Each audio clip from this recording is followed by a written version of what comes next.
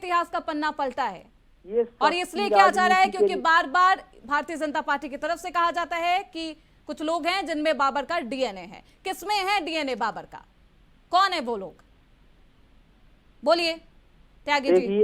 देखिए ये समाजवादी पार्टी के लोग जो इस तरीके के भाषण दे रहे हैं, वो पूरा पूरा सिद्ध होता है कि डीएनए उनके ही अंदर है। नहीं तो आप चेक करा लीजिए। ठीक है त्यागी जी, जो इतिहास के पन्ने पलटे जा रहे हैं, इससे फायदा किसको होगा? क्या फायदा हो रहा है जनता को? जनता ने आप में से किसी को भी चुना है, चाहे वो सांसद हो, विधायक हो, नेता हो, जिनको भी चुना है। सत्येंद्र त्यागी जी सुनिए, जनता ने अपने विकास के लिए चुना है, इतिहास को हम लोग पढ़ चुके हैं, पलटने से कोई फायदा? बताइए। मैं कह रहा हूँ श्रुति जी, ये मुद्दे को दबाने की बात हो रही है। मैं कह रहा हूँ कि आप कितनी महंगाई पे डिबेट की है। ये इतिहास है। नहीं ठीक तो है त्यागी जी बताइए, 10 सेकंड के अंदर जवाब अंग्रेजों के कंक्लूड मुखबिर थे आरएसएस वाले, आज आरएसएस वालों ने मोदी जी को प्रधानमंत्री ये तो बना रखा है। सावरकर को भी वीर कहते हैं। बिल्कुल सही कह रहे हैं राकेश भैया, सही कह रहे हैं। चलिए समय का अभाव है, आप सभी का बहुत शुक्रिया। राकेश अहीर जी, सत्येंद्र त्यागी जी, राहुल सिंह जी। तो सांगा पर सियासी संग्राम थमने का नाम नहीं ले रहा। हालांकि अखिलेश यादव ने उसका समर्थन किया है और ये बीजेपी को नसीहत भी दी है कि आप इतिहास के पन्ने नहीं पलटिए। लेकिन अब ये संग्राम कहां जाकर रुकेगा और क्या माफी मांगी जाएगी, ये देखना बेहद दिलचस्प होगा। इसी के साथ आज की इस चर्चा में बस इतना ही। देखते रहिए।